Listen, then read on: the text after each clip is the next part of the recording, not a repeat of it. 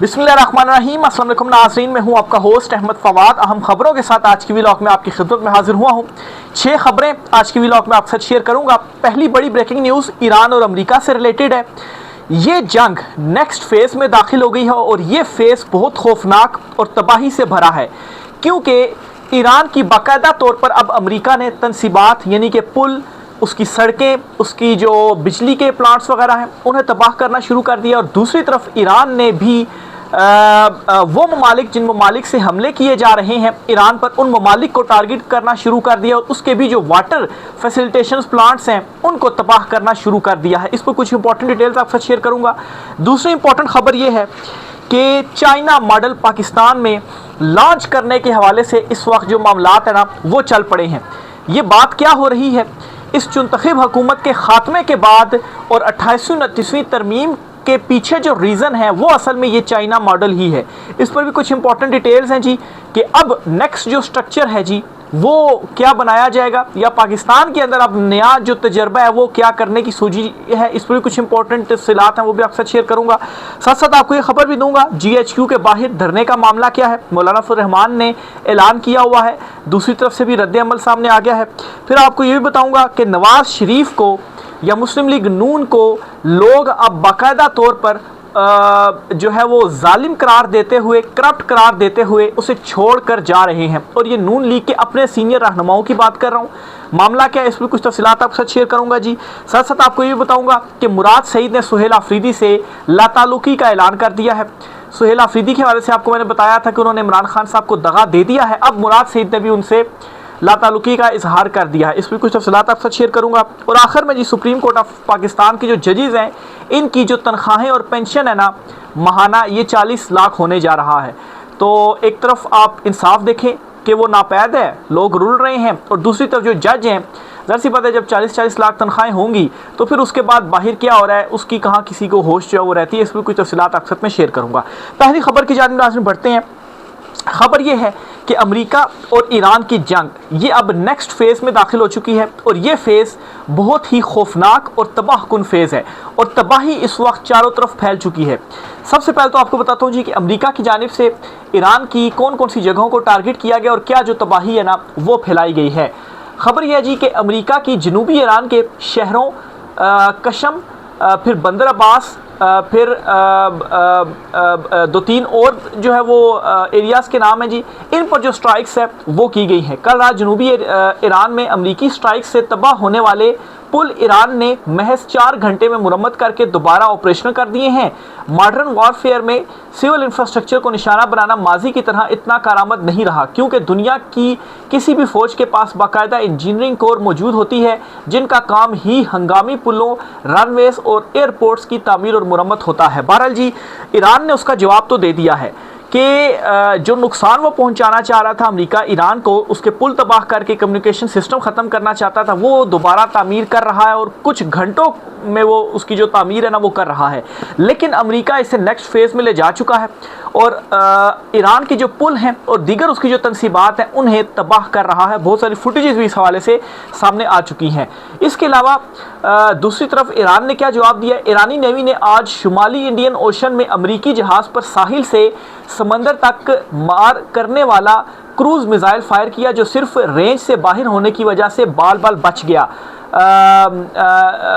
इसके अलावा जी, अमरीकी बहरी बेड़े को क्यों नहीं निशाना बना रहा, ये इनके लिए अमरीका बहरी बेड़ा इस वक्त ईरानी मिसाइलों की रेंज से दूर इंडियन ओशन के करीब मौजूद है। तो बहुत सारे लोग ये सवाल कर रहे हैं कि अगर आबनाए हरमूज़ में सामने अगर उनका बेड़ा वगैरह है, उन्होंने नाकाबंदी लगाई, तो क्यों निशाना नहीं बना रहा। तो वो उसकी जो मिसाइलों की रेंज है ना वो दूर है, तो इसलिए जो निशाना ना वो नहीं बना रहा।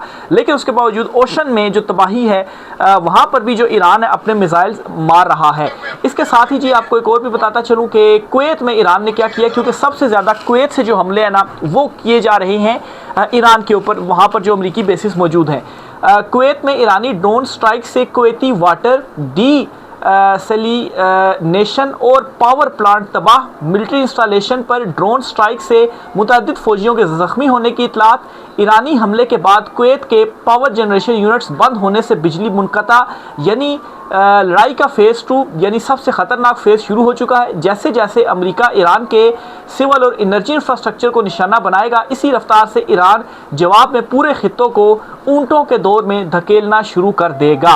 तो ये वो सेकंड फेज़ की मैं बात कर रहा हूँ जी, कि दोनों तरफ से अब इंफ्रास्ट्रक्चर को सिविलियंस आप यूँ समझे, क्योंकि ईरान के अंदर बहुत सारे जो सिविलियंस हैं ना, उनकी भी जो अमवात है ना वो हुई है। ज़ाहिर सी बात है, जब आप इंफ्रास्ट्रक्चर को निशाना बनाते हैं तो इंफ्रास्ट्रक्चर को निशाना बनाने से क्या होता है, इंफ्रास्ट्रक्चर को निशाना बनाने से ये होगा कि ज़ाहिर सी बात है उस टाइम पर जो ट्रांसपोर्टेशन या जो गाड़ियाँ उन पुलों से गुजर रही होगी, या वो जो बिजली के प्लांट्स हैं वहाँ पर जो वर्कर्स वगैरह होंगे, ज़ाहिर सी बात है ये सब सिविलियंस हैं ना, तो उनकी भी जो हलाकतें हैं, उनकी भी जो अमवात हैं या उनकी भी जो शहादतें हैं ना, वो भी वहाँ पर होंगी।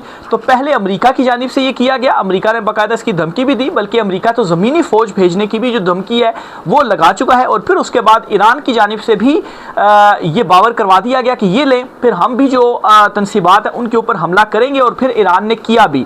अब कुवैत और बहरीन जो है, ये दो ममालिक वो हैं जहां पर सबसे ज़्यादा अमेरिका की जानिब से जो बेसिस हैं वो यूज़ करते हुए, और इन ममालिक की सरजमीन यूज़ करते हुए ईरान के ऊपर जो अटैक्स हैं वो किए गए हैं।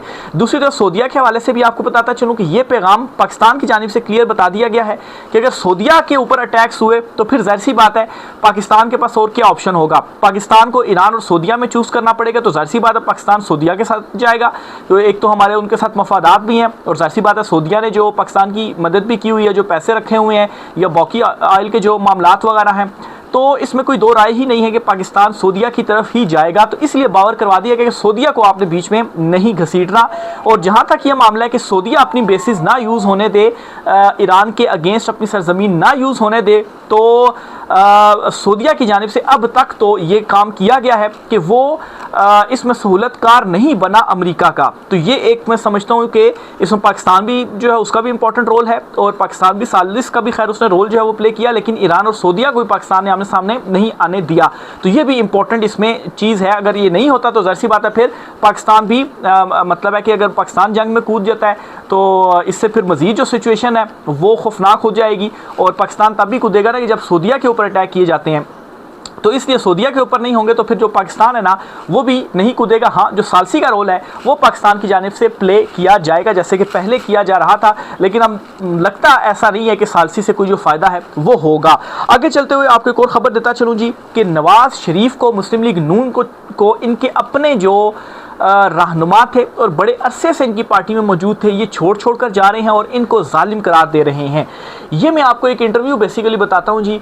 ये मुस्लिम लीग नून के सीनियर तरीन और साबिक सेनेटर ज़फ़र अली शाह हैं। ये क्या इंकशाफ करते हैं, ये कहते हैं कि परवेज़ मुशर्रफ के दौर में तो कुछ भी नहीं था, ये हालात बेहतरीन हालात हैं, मुल्क में लॉलेसनेस लाकानूनियत है। यानी कि उस टाइम पर फिर हालात बेहतर थे अगर आज के साथ उनका जो कंपैरिजन है वो करीब किया जाए, और इस वक्त तो मुल्क में लाकानूनियत है।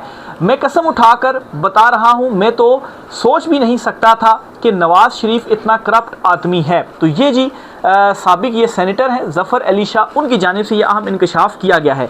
दूसरी तरफ मुस्लिम लीग नून के हवाले से आपको ये बताता चलूँ जी कि इस वक्त हैरान व परेशान भी है। नून खून को समझ नहीं आ रही कि एस्टेब्लिशमेंट ने हमारे साथ क्या किया। नून खून को एस्टेब्लिशमेंट ने अवाम में जाने जोगा छोड़ा ही नहीं, और अब सूरत हाल ये है कि खुद भी वो इनको डंप करने जा रही हैं। और ये जो फॉर्म 47 के ऊपर ये आए थे ना, अब ये फॉर्म 47 ऐसी बात है, जब आप आएंगे तो जब वो चाहेंगे फॉर्म 47 को जाकर वो डंप कर देंगे, और अब आपका भी डंप होने की जो बारी है ना वो आ गई है। और ये बात मैं क्यों कर रहा हूँ जी, कामरान खान है। कामरान खान सब जानते हैं जी, सीनियर, बहुत ही सीनियर सहाफ़ी, और जब भी ये कोई बात करते हैं, वैसे तो ज़्यादातर बात नहीं करते ट्विटर के ऊपर, लेकिन जब भी कोई बात करते हैं तो उसको इस अंदाज़ में लिया जाता है, इनके बारे से ख्याल किया जाता है कि असल में एस्टेब्लिशमेंट की जो ख्वाहिश होती है ना, वही बात आगे कामरान खान साहब जो है वो कर देते हैं। इनके हवाले से ये एक जो तासुर है वो मौजूद है। अब इन्होंने एक ट्वीट किया और उस ट्वीट में ये कहते हैं कि पाकिस्तान को इकनॉमिक पावर बनाना है तो चाइना फार्मूला इस्तेमाल करना होगा। पाकिस्तान को चीन जैसी कुव्वत बनाने की कुंजी इस्लामाबाद में नहीं बल्कि हमारे कराची जैसे शहरों में छुपी हुई है।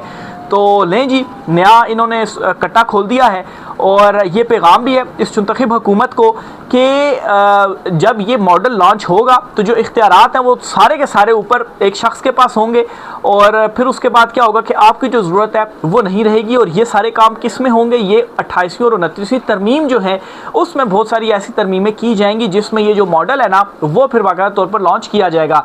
दुनिया के कई कामयाब ममालिक की तरह चीन ने भी अपनी हैरान कुन माशी तरक्की की बुनियाद बाइख्तियार लोकल गवर्नमेंट सिस्टम पर रखी। यही किया जा रहा है जी, जिस तरह से ये नए सूबे बनाने का जो मामला है, तो ये सारी चीज़ें क्या है कि ये सूबे से अब लोकल जो गवर्नमेंट जो सिस्टम होगा, लोकल जो नुमाइंदे होंगे उनके पास इख्तियारात जाएंगे और ऊपर एक जो बंदा है वो होगा।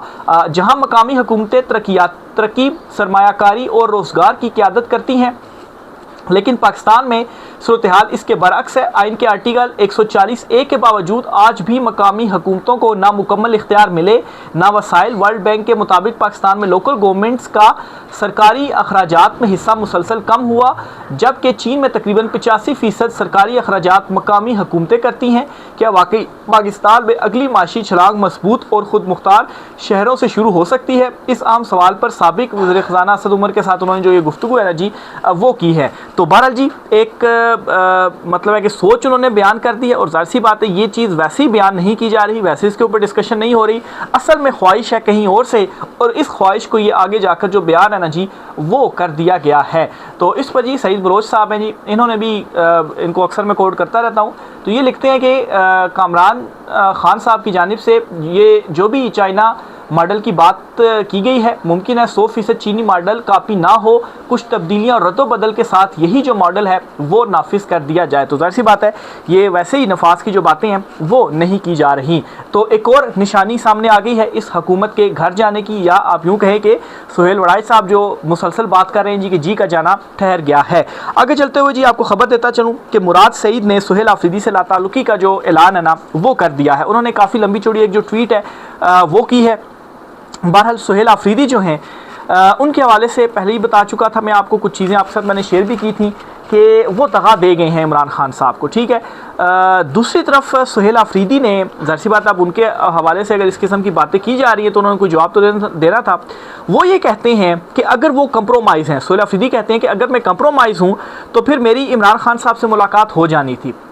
तो ज़ाहिर सी बात है कंप्रोमाइज़ का मतलब तो यही है ना कि मैं फिर जो मुक़तदरा है, ताकत हल्की है, एस्टेब्लिशमेंट, बस उनके साथ मेरी लाइन सीधी हो गई है, तो फिर आखिर क्यों मेरी इमरान खान साहब से मुलाकात नहीं हो रही। तो इसको वो दलील के तौर पर पेश कर रहे हैं। देखें सुहेल आफरीदी साहब, अगर इमरान खान साहब से मुलाकात होती है ना तो सबसे पहले आपकी जो कुर्सी है ना वो जाएगी, क्योंकि इमरान खान साहब का आपको नॉमिनेट करने का जो मकसद था वो मुफाहमत नहीं था, वो मुज़ाहमत था। लेकिन आप भी ज़ाहिर सी बात है प्रेशर ले गए, जिस तरह से अली अमीन गंडापुर के हवाले से ये था जी कि उनके ऊपर भी केसेस और दीगर चीज़ें वो भी प्रेशर ले गए और फिर उसके बाद बस मुफाहमत कर ली, वो ठीक है, और फिर उसके बाद आपके ऊपर भी वारंट गिरफ्तारी और इश्तिहारी भी करार दे दिया गया है। तो ज़ाहिर सी बात है वो जो पुलिस है वो क्यों नहीं अरेस्ट कर रही है। आप जाते हैं इस्लामाबाद आते और कहते जी कि मेरे वारंट गिरफ्तारी, ठीक है, अरेस्ट करें और इश्तिहारी करार दिया, एले कार्रवाई करें, गिरफ्तारी देते, लेकिन नहीं, आपने मतलब है कि कुर्सी आपको बज़ाहिर ज़्यादा जो प्यारी है वो लगी। इसके अलावा एक मनसूबे का इफ्तिताह हुआ है, उस पर तख्ती लगाने पर भी इस वक्त काफ़ी ज़्यादा तनकीद हो रही है और बुनियादी तौर पर उस पर मीना खान आफरीदी, सुहेल आफरीदी और कोई एक और वज़ीर वगैरह है उनका जो नाम है ना वो दर्ज है, और इस पर यह तनकीद हो रही है कि आखिर ये जो मनसूबा है इस पर इमरान खान साहब का जो नाम है वो क्यों नहीं लिखा गया। तो इसमें आपको एक चीज़ बताता चलूँ कि इमरान खान साहब जो हैं वो किसी तख्ती के, मैं नहीं समझता किसी तख्ती के वो मोहताज हैं। इमरान खान साहब का जो इस वक्त स्टैचू है, बहरहाल जहाँ तक ये बात कर रहे हैं ना कि एक मतलब है कि अपने हक में दलील दे रहे हैं कि अगर मैं कंप्रोमाइज़ होता या एस्टेब्लिशमेंट के साथ मिला हुआ होता तो क्यों मेरी मुलाकात इमरान खान साहब से रोकी गई है। तो फिर ये आप ही की ज़ुबान में अगर मैं आपको जवाब दूँ ना, तो ये जो तख्ती के ऊपर आपने नाम नहीं लिखा ना, ये भी आपने किसी को खुश करने के लिए लिखा कि देखिए हमने तो इमरान खान का जो नाम है ना वो भी हम नहीं लिखते हैं। तो सुहेल आफरीदी या मौजूदा PTI की जो लीडरशिप है, बैरिस्टर गौहर है या दीगर है, इनसे कोई उम्मीद रखने की मैं नहीं समझता कि आप किसी को ज़रूरत है। जो अभी तक अपडेट्स हो गई हैं, जो डेवलपमेंट्स हो गई हैं, एक मुलाकात इमरान खान साहब की फैमिली या तकरीबन कोई 7-8 महीने हो गए इमरान खान साहब को जो कैद तन्हाई में रखा गया है, तो वो भी आप जो है वो उसके लिए भी आप कुछ नहीं कर सके हैं।